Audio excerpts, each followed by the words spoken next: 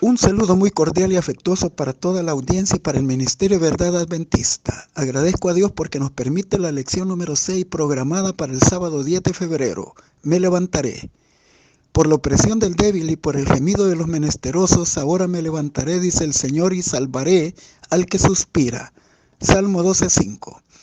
Vivimos en un mundo caído, donde Satanás, como Dios de este siglo, lleva adelante su obra destructora. Segunda de Corintios 4:4. El pueblo de Dios a través del tiempo se ha pronunciado en contra de la maldad y de la injusticia imperante. Los salmistas lo hicieron hace miles de años, pero nuestro clamor debiera ser mayor, porque tal como dijo Jesús, en el tiempo del fin la maldad se multiplicaría en grado superlativo, Mateo 24:12, y el impacto del sufrimiento será mayor.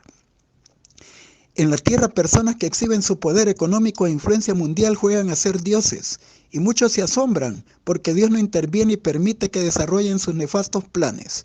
Los cristianos deben de seguir orando: venga tu reino y hágase tu voluntad como se hace en el cielo, en la tierra. Mateo 6:10. Pero mientras aguardamos el regreso de Jesús, debemos como iglesia aliviar las necesidades humanas conforme a nuestras capacidades. Santiago 1:27 nos recuerda que esta es la religión pura y sin mancha delante del Padre Celestial, que incluye el guardarnos también de la contaminación y de la mancha de este mundo caído. Debemos de esperar los resultados finales de la predicación del Evangelio en una abundante cosecha de almas redimidas por la sangre de Cristo. Entonces comprenderemos que el Señor no retarda su promesa, como algunos la tienen por tardanza, sino que es paciente para con nosotros, no queriendo que ninguno se pierda, sino que todos procedan al arrepentimiento. Segunda de Pedro 3:9.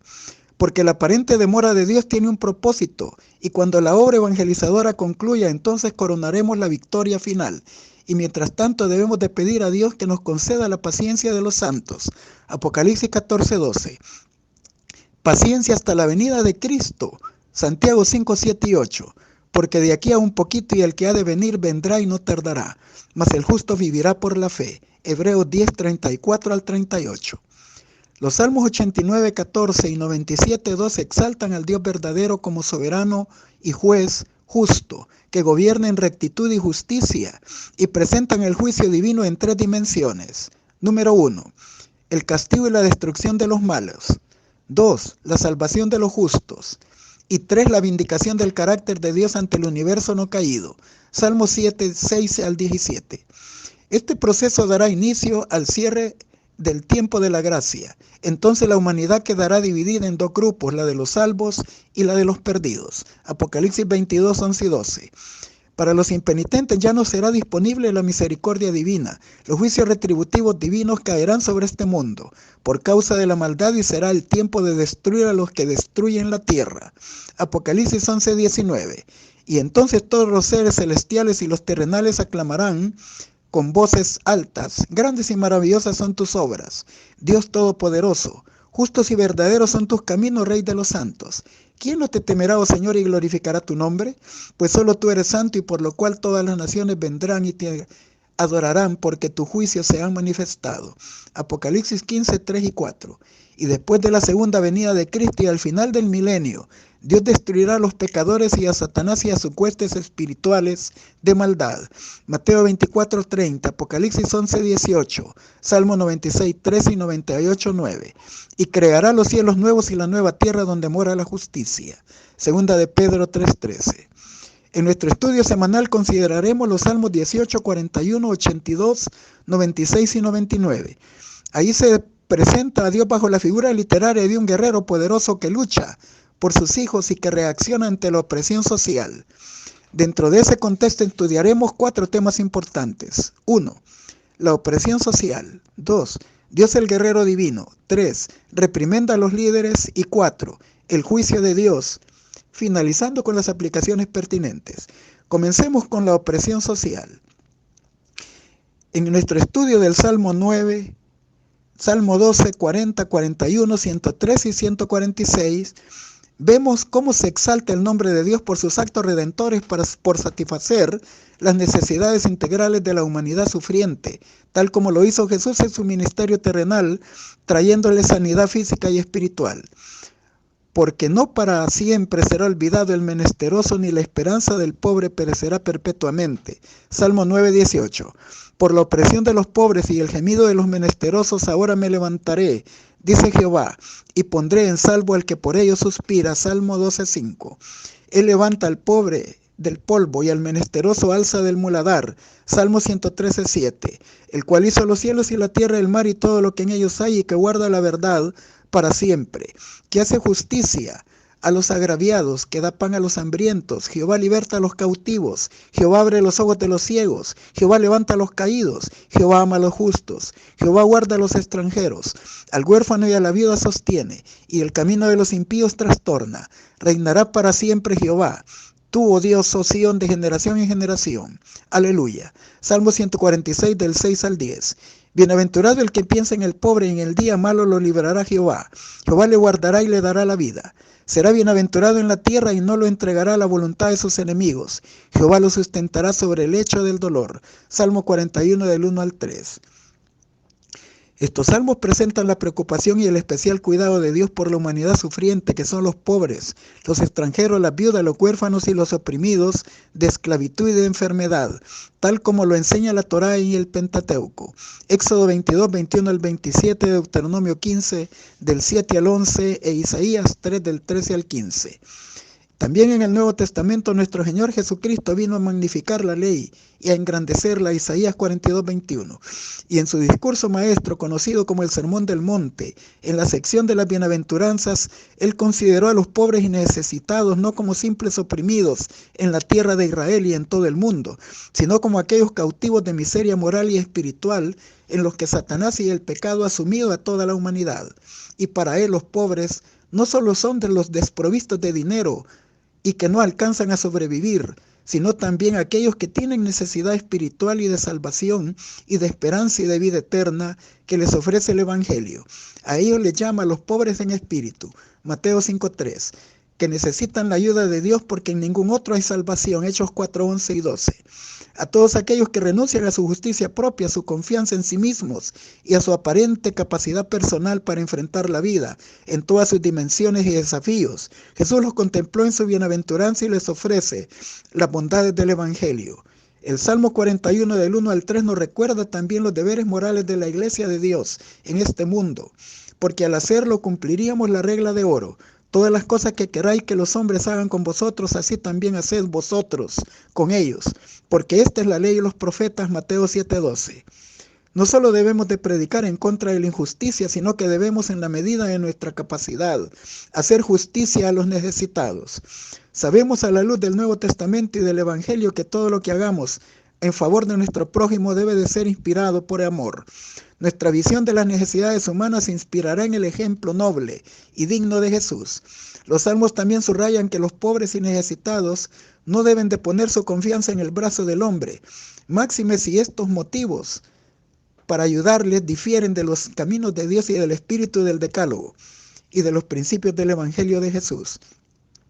Por ese motivo es nuestro trato con la humanidad sufriente, no solo debemos de ver sus necesidades físicas, sino su bienestar moral y espiritual. Debemos hacer el triple ministerio de Cristo de enseñar, predicar y sanar, Mateo 4:23. Y nuestro Dios, como juez justo que vela por el bienestar humano, nos juzgará, tanto por la omisión a estos mandamientos o por hacer estas cosas con espíritu diferente del amor divino que mora en nuestros corazones. Lo maravilloso de todo esto es que lo que hagamos en beneficio de los necesitados, en el espíritu correcto, Jesús lo tomará como habiendo sido hecho a él en la persona de los necesitados. Mateo 25 del 31 al 46. Continuamos con el Dios guerrero, el guerrero divino. Los salmos presentan a Dios como un guerrero victorioso. Él es Jehová de los ejércitos. Invocará a Jehová, quien es digno de ser alabado, y será salvo de mis enemigos. En mi angustia invoqué a Jehová y clamé a mi Dios, y él oyó mi voz desde su santuario. Y mi clamor llegó delante de él a sus oídos. Me libró de mi poderoso enemigo y de los que me aborrecían, pues eran más fuertes que yo. Me asaltaron en el día de mi quebranto, mas Jehová fue mi apoyo. Salmo 18, 3, 6, 17 y 18. El Señor tronó desde el cielo, el Altísimo dio su voz y hubo granizo y brasas de fuego. Envió sus saetas y deshizo a sus enemigos, lanzó relámpagos y los destruyó. Entonces apareció el lecho del mar y se descubrieron los cimientos del mundo ante su reprensión. Señor, por el soplo de tu aliento. Salmo 18 del 13 al 15. Ahí quebró la saeta del arco y del escudo de guerra. Glorioso eres tú, oh poderoso Dios, más que los fuertes de corazón. A tu reprensión, oh Dios de Jacob, el carro y el caballo fueron entorpecidos. Tú temible eres. ¿Y quién podrá estar de pie delante de ti cuando se encienda tu ira? Desde los cielos hiciste oír tu juicio, la tierra tuvo temor y quedó suspensa. Cuando te levantaste, oh Dios, para juzgar, para salvar a los mansos de la tierra. Cortará el espíritu de los príncipes y temible es a los reyes de la tierra. Salmo 76 del 3 al 9 y 12. Los salmistas entonan sus salmos alabando al Señor por su impresionante poder sobre las fuerzas del mal que los amenazan, pero también presentan a Dios en su majestad como juez, que con severidad retribuye y responde ante las necesidades y clamores de liberación de su pueblo en contra de sus enemigos. Su cosmovisión del gran conflicto entre el bien y el mal en las batallas de Israel, así como las batallas de la iglesia cristiana, no deben de ser vistas como simples batallas entre seres humanos. La Biblia presenta una dimensión amplia y las presenta como batallas que se enfrentan contra ejércitos humanos de carne y sangre, pero también contra huestes espirituales de Satanás y de maldad. Y descubrimos que sin la ayuda divina sería imposible enfrentarlas y superar los ataques en victoria. A través de los tiempos se ha manifestado y ha dado testimonio a Dios de su trato misericordioso con los sufrientes de su pueblo y de la humanidad y su capacidad para derrotar al mal. Y ante nuestra real incapacidad de librarnos de estas batallas espirituales, aprendamos a esperar que Dios actúe en nuestro favor en el tiempo que en su sabiduría y soberanía estima convenientes y para que sus propósitos para con nosotros sean cumplidos. Repetidas veces el rey y salmista David ensalza la gloria de Dios porque el brazo omnipotente de Dios le concedió triunfos y victorias en batallas que nunca hubiera enfrentado, confiando únicamente en su brazo humano. La intervención sobrenatural de Dios estuvo allí. En vano es atribuirse la gloria y creer que posee destreza y capacidad de luchar solo en nuestras batallas de la fe. Satanás nos adula y estimula la confianza propia. Así tentaba a David y afectaba también el corazón de Saúl. Cuando después de haber derrotado a Goliat, oía la aclamación del pueblo, Saúl mató a sus miles y David a sus 10,000. Pero David sabía de dónde provenía la fuente de su poder y dice: el Señor entrena mis manos para la batalla. Salmo 18:34. Sabe que es Dios quien pelea sus batallas y lo libra de sus peligros y derrotas. Salmo 18, 47 y 48. Por esas y muchas otras razones inmortalizó las hazañas del Señor en la composición de sus salmos, y como músico experto alababa al único libertador y sustentador de su pueblo. Salmo 144, 10 al 15. La alabanza y la oración eran fuentes de fuerza para David, y por eso él lo reconoce como el único digno de alabanza y de adoración. La lectura del Salmo 76:7, temible eres tú, ¿y quién podrá sostenerse en pie delante de ti cuando se encienda tu ira?, nos presenta la intervención de Dios en la etapa final de este conflicto entre el bien y el mal, en su dimensión escatológica, dentro del final de los eventos del sexto y séptimo sellos, en Apocalipsis 6, 16, 17, cuando los impíos clamen a los montes que caigan sobre ellos y los escondan de la ira del que está sentado en el trono y de la ira del Cordero, porque el gran día de su ira ha llegado, ¿y quién podrá sostenerse en pie? Y sabemos a la luz de Apocalipsis 7 del 1 al 3 quiénes serán los que sobrevivirán. Serán los siervos del Dios vivo sellados en sus frentes. Ellos cantarán un cántico de victoria y serán librados de morir en la gran tribulación. Continuamos con reprimenda a los líderes. En el Antiguo Testamento, la palabra Elohim, conocida como un plural cuantitativo y majestático traducido Dios, expresa la majestuosidad y el dominio supremo de Dios. Sin embargo, puede traducirse de otras maneras y se le puede aplicar otros usos, como explicamos a continuación. En el Salmo 82:1 dice: Dios está en medio de la reunión de los dioses, y en medio de los dioses juzga. Aquí la palabra Elohim se traduce Dios y también dioses. La primera intención del salmista es hacer clara la distinción entre el Dios único y verdadero y los dioses, para referirse a cualquier otra entidad en su género singular o individual o en conjunto. En el Salmo 96:5 la palabra Elohim se traduce dioses y se refiere a los ídolos de las naciones, y se ocupa el nombre personal de Dios Yahweh para distinguirlo de ellos.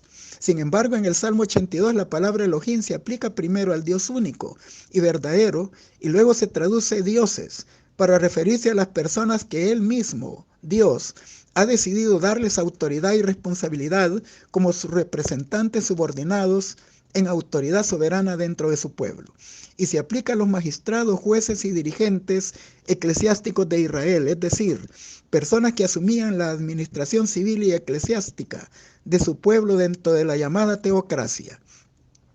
En Éxodo 21:6 se usa Elohim aplicado a los jueces humanos. Entonces su amo lo hará llegar a los jueces y hará llegar a la puerta del poste, y su amo horadará la oreja de su lesna con lesna y será su siervo para siempre. El Salmo 82 destaca el papel de Dios como juez supremo y nuestra escena en la cual Él juzga a los dirigentes que Él mismo confirió autoridad como jueces de su pueblo dentro de la teocracia. Pero vemos también en el Nuevo Testamento que Jesús reconoció el rol de la autoridad civil y lo distinguió del rol de la autoridad eclesiástica. En Mateo 22:21, cuando fue interrogado si era lícito pagar tributo a César, Él dijo: dad al César lo que es del César y a Dios lo que es de Dios. En esta época de Israel ya no estaba en una teocracia, estaba bajo el yugo de la autoridad del Imperio Romano. De forma admirable vemos a Jesús también delante de Poncio Pilatos, el gobernador romano, quien tenía la autoridad civil y el poder de condenarlo, liberarlo de la muerte en la cruz. Y Jesús le recuerda a Pilato: ninguna autoridad tendrías contra mí si no te fuere dada de arriba. Juan 19:11. Pilato rendirá cuentas a Dios por sus decisiones personales como gobernante de las provincias de Roma también, y por las acciones que derivaron del ejercicio de su autoridad.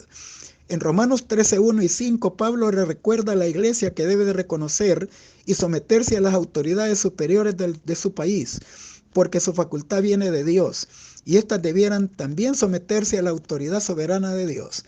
Pero añade que nos sometamos a las autoridades superiores por motivos de conciencia, es decir, porque es lo correcto siempre y cuando sus leyes no estén en pugna con la ley divina. Y esta es la única excepción para no obedecerles. Pedro dijo al Sanedrín judío cuando se le ordenó dejar de predicar el Evangelio en Hechos 4:19: juzgad si es justo delante de Dios obedecer a vosotros antes que a Dios. Y luego en Hechos 5:29 les dijo: es necesario obedecer a Dios antes que a los hombres. También debemos de mencionar que Jesús citó el Salmo 82:6 en la parte de Juan 10:34 al 36 y se aplicó la palabra hebrea Elohim a los gobernantes civiles de Israel, que eran aquellos a quienes vino la palabra de Dios, verso 34. Ellos eran los portavoces de Dios y debían de actuar como Dios actuaría, con justicia y equidad, y debían emitir justo juicio. A la luz de lo anterior, no debemos de pasar por alto que todos compareceremos delante del tribunal de Cristo, según de Corintios 5:10. Y esto no exceptuará a los dirigentes eclesiásticos. Ellos también darán cuenta, además de sus propios actos, por las decisiones tomadas en el ejercicio de sus funciones de autoridad y responsabilidad. El Señor dotó a los dirigentes de Israel de autoridad para preservar la justicia de Israel. Salmo 72 del 1 al 7 y 12 al 14. Los reyes de Israel debían ejercer la autoridad según la voluntad de Dios.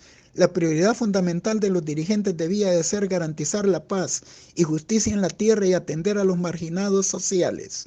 Solamente así prosperaría la tierra y todo el pueblo. El trono del rey se fortalece con la fidelidad a Dios y no con el poder humano. En el Salmo 82, Dios declara que su juicio sobre los jueces corruptos de Israel, llamados dioses. Salmo 82, 1, 6. Versión Valera 1960. Claramente no son dioses paganos ni ángeles, porque nunca se les ha concedido impartir justicia al pueblo de Dios y por lo tanto no podrían ser juzgados por no cumplir con esto. Los cargos ahí enumerados en el Salmo 82 del 2 al 4 reflejan las leyes de la Torá que identifican a los dioses como líderes de Israel.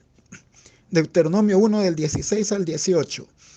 Deuteronomio 16 del 18 al 20. Juan 10 del 33 al 35.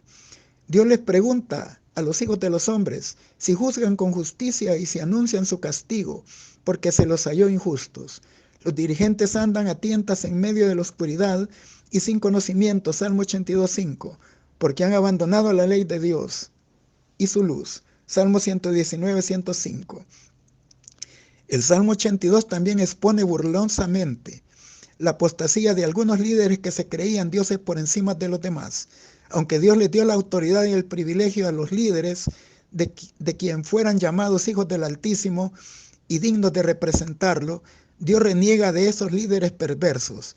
Dios les recuerda que son mortales y que están sujetos a las mismas leyes morales que todos los demás, y nadie estará por encima de la ley de Dios. Salmo 82 del 6 al 8. Continuamos con el juicio de Dios. En nuestro estudio se nos invita a considerar el Salmo 58, el Salmo 69, 83, 94 y 137. Son los salmos llamados imprecatorios, que se distinguen de los demás por tener un lenguaje que invoca peticiones de castigo, exterminio y de venganza, y piden que el juicio divino caiga sobre los enemigos del salmista. Salmo 58 del 6 al 8, Salmo 69, 22 al 28, o sobre el enemigo nacional, Salmo 83 del 9 al 17 y 137 del 7 al 9, o sobre el enemigo de Dios. Y dentro del concepto de imprecación, no se distingue de la maldición como una expresión de odio o de ira contra un enemigo. Sin embargo, estos salmos expresan la indignación de sus escritores ante la opresión y a través de ellos se percibe la cosmovisión del mal que tenían. Lo veían totalmente antagónico al bien y en su clamor a Dios ellos no hacen diferencia entre el mal recibido personalmente con el recibido a nivel nacional, sino que tratan el mal en términos generales. No debemos de pasar por alto en nuestro análisis que las maldiciones que evocan los salmos imprecatorios son las maldiciones del pacto. Deuteronomio 27 del 9 al 16. Imploran que se les haga efectiva contra sus enemigos, tal como Dios prometió. Debemos también considerar que los salmistas no se proponen tomar en sus manos la venganza sobre quienes hacen el mal. Ellos imploran que Dios sea el juez justo que tome la venganza en sus manos. Y esto es parte del clamor del Nuevo Testamento en Hebreos 10:30. Pues conocemos al que dijo, mía es la venganza, yo pagaré. Y otra vez el Señor juzgará a su pueblo. Salmo 94 del 1 al 2. Jehová, Dios de las venganzas, muéstrate. Engrandécete, oh Dios, juez de la tierra, y da el pago a los soberbios. Sin embargo, al tratar de armonizar estos salmos con las normas bíblicas de amar a los enemigos, debemos de ser cuidadosos de no minimizar la expresión agonizante que expresan. Dios reconoce el sufrimiento de sus hijos y les asegura que a los ojos del Señor es muy estimada la muerte de sus santos. Salmo 116:15. El juicio divino obliga a los pueblos, al pueblo de Dios, a alzar su voz contra el mal y buscar la venida del reino de Dios en su plenitud. Los salmos también dan voces a los que sufren, haciéndoles saber que Dios es consciente de su sufrimiento y que un día les hará justicia. La retribución divina se mide con justicia y con gracia. Los hijos de Dios son llamados a orar por quienes los maltratan y desear su conversión. Salmo 83:18, Jeremías 29:7. Y esto solo se lograría si ellos se acogen a la gracia redentora de Jesús antes de que la gracia se cierre. Además de lo anterior, debemos de comprender que los salmos son proclamas proféticas sobre el inminente juicio de Dios. Y sabemos que en términos escatológicos los juicios retributivos de Dios sobre este mundo impenitente al cierre de la gracia caerán en los juicios de las 7 plagas postreras. Apocalipsis 15 y 16.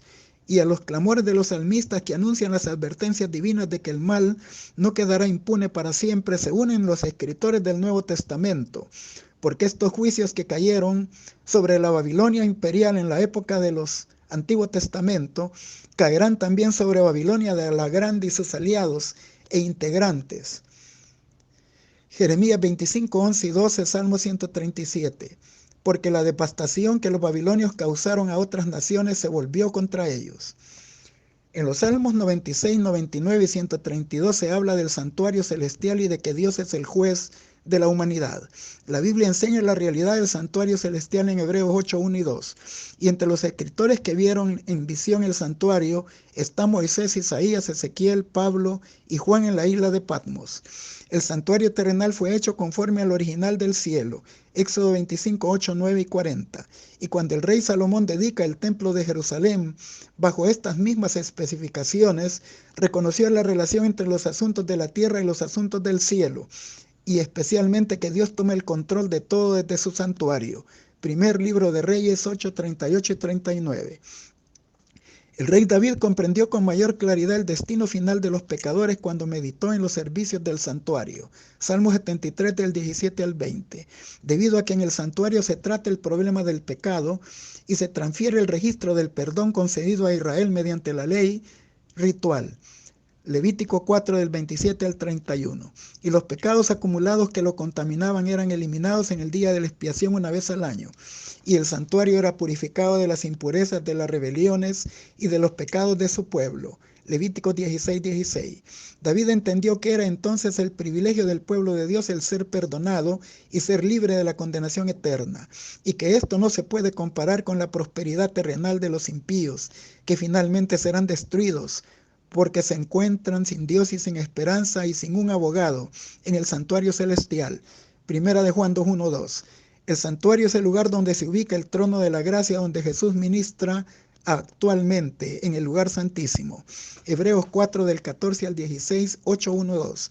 En las vestiduras del sumo sacerdote del santuario terrenal entendemos que el santuario era designado como el lugar del juicio divino. Daniel 7, 9, 10 y 8, 14.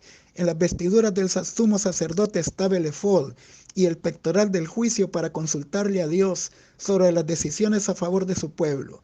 El pectoral tenía, además de las 12 piedras que representaban las 12 tribus de Israel, Éxodo 18, 16, 21, el Urim y el Tumim, Números 27, 21, Éxodo 28, 15 y 28 al 30. Y estas piedras estaban sobre su corazón, y significan sus nombres, luces y perfecciones respectivamente. Éxodo 28, 29. A través del Urim y del Tumim, el sumo sacerdote consultaba a pedido de los dirigentes la voluntad de Dios en relación al bienestar de la nación. Primera de Samuel 22, 10 y 23 del 8 al 11. Su papel era tan importante que Esdras y Nehemías dijeron, dando indicaciones a los sacerdotes que no ministraran hasta que hubiese quien de ellos consultara el Urim y el Tumim. Levítico 8:8, Esdras 2:63, Nehemías 7:64-65. Y también se registra que Dios no contestó ante la consulta del rey Saúl en 1 de Samuel 28:6, porque Saúl había caído de la gracia, y posteriormente consultó a una adivina en Endor. Esto nos indica que Dios es el juez justo que lleva el destino de su pueblo sobre su corazón, pero también que es el juez de toda la tierra, Génesis 18:25, y de todo el universo. En el santuario se revela el plan de la salvación y el trato de Dios con el pecado. El pecado es la violación de la ley moral de Dios, Primera de Juan 3:4. La ley revela su carácter justo y recto, y su excelsa pureza y santidad. Y Dios acepta únicamente que se le adore en espíritu y en verdad, Juan 4:24, y en la hermosura de la santidad, Salmo 96:9, y para hacerlo el ser humano debe de guardar los mandamientos de Dios, que son la expresión de su santidad, Romanos 7:12, Primera de Juan 3:3 y 7. Por consiguiente, el santuario es el lugar del perdón del pecado y de la restauración de la justicia, como lo indica el propiciatorio del trono de Dios, Deuteronomio 33:19, Salmo 4:5. Sin embargo, el Dios perdonador no dará por inocente al malvado, se vengará de sus malas acciones, Salmo 99:8, Números 14:18. Las implicaciones prácticas de que el santuario es el lugar del juicio se manifiestan en la conciencia constante de la santidad de Dios y en las exigencias de una vida recta, conforme a los requerimientos del pacto. El juicio del Señor desde Sión trae como resultado el bienestar de los justos y la derrota de los impíos. Salmo 132 del 13 al 18. El santuario alentaba las expectativas de perdón y de salvación basadas en que Dios es juez justo, especialmente en el día de la expiación, porque después de la expiación el sumo sacerdote bendecía al pueblo y había júbilo en Israel. Asimismo, los salmos refuerzan la certeza de la inminente llegada del juez divino. Salmo 96:13, Salmo 98:9. A saber, Jesucristo en el santuario celestial. Apocalipsis 11 del 15 al 19. Es imperativo anunciarle al mundo que en el santuario celestial ya comenzó el proceso de juicio investigador. Apocalipsis 14:7, Daniel 8:14. Y que todos tendremos que comparecer ante su augusto tribunal, 2 de Corintios 5:10. Pero necesitamos su perdón y su mediación y expiación de nuestros pecados. Primera de Juan 1:7, 2:1, Hebreos 7:25, 1 Timoteo 2:5, Romanos 8:34. Esta es nuestra única garantía en el juicio, saber que Jesús llevó en su cuerpo nuestros pecados y pagó con su vida en la cruz por ellos. 1 Pedro 2:24 y 1 del 18 al 20.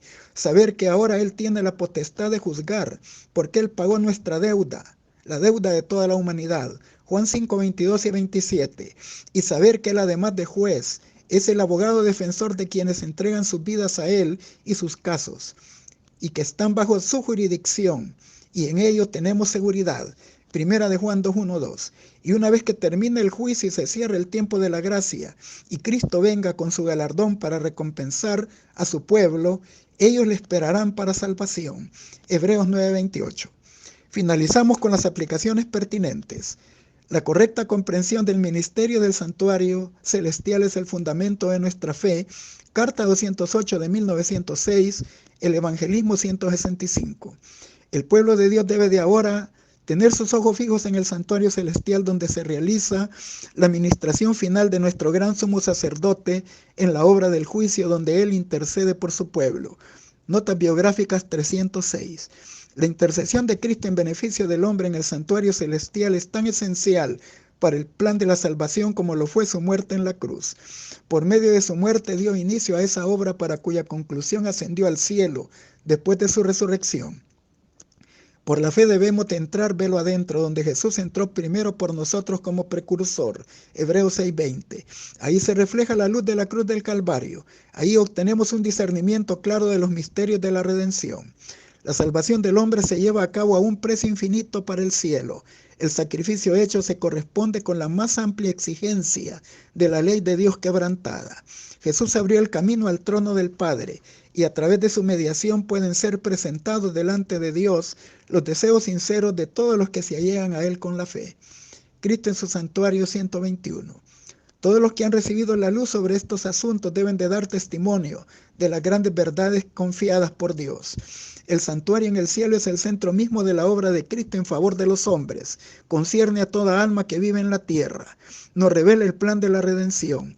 Nos conduce hasta el fin mismo del tiempo y anuncia el triunfo final de la lucha entre la justicia y el pecado. Es de la mayor importancia que todos los que investiguen a fondo estos asuntos y estén siempre prestos a darle respuesta a todos los que les pidan razón de su esperanza en ellos.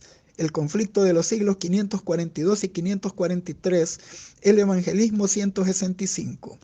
Solemnes son las escenas relacionadas con la obra final de la expiación.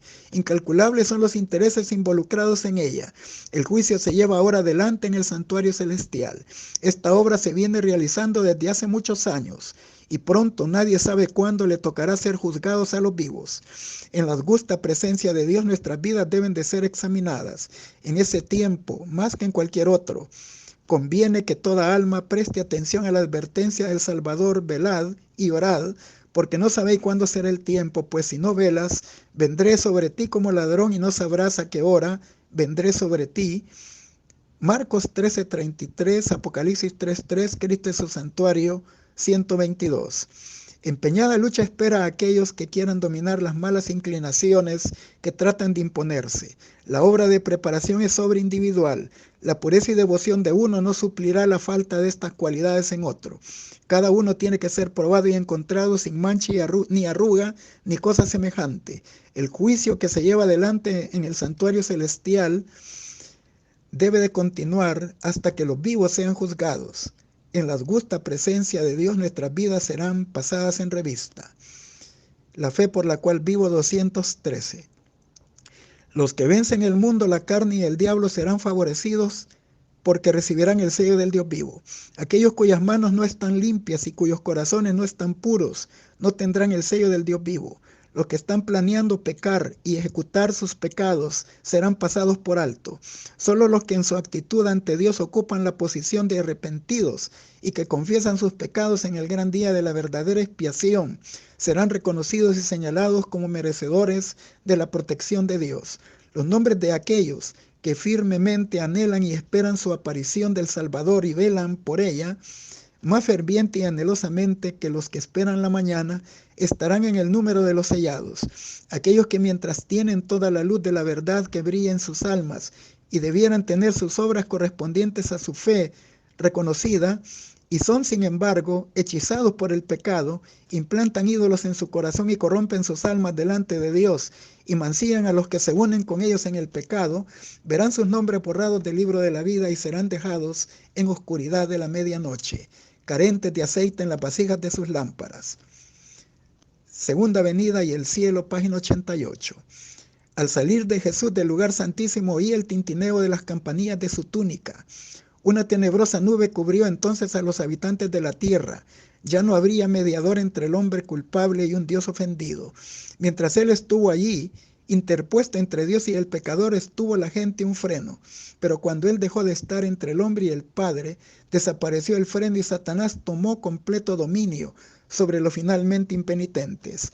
Era imposible que fueran derramadas las plagas mientras él estuviese oficiando en el santuario, pero al terminar su obra ahí y cesar su intercesión, nada detiene ya la ira de Dios, que cae furiosa sobre la desamparada cabeza del culpable pecador que descuidó la salvación y aborreció las reprensiones.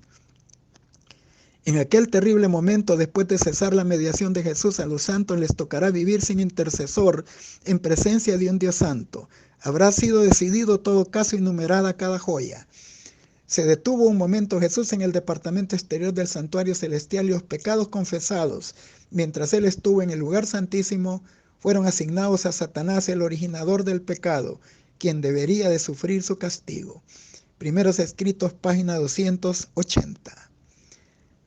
Espero que después de haber estudiado esta importante lección podamos reflexionar profundamente en la obra que actualmente desarrolla nuestro gran sumo sacerdote en el santuario celestial, y podamos ir a él con fe, apelando a su trono de la gracia, porque todavía hay gracia mientras él está en ese lugar, y mientras tengamos el privilegio de vivir, podamos entonces acercarnos con confianza a él, suplicando el perdón de nuestros pecados, su mediación e intercesión, y que en la purificación del santuario seamos bendecidos con la expiación.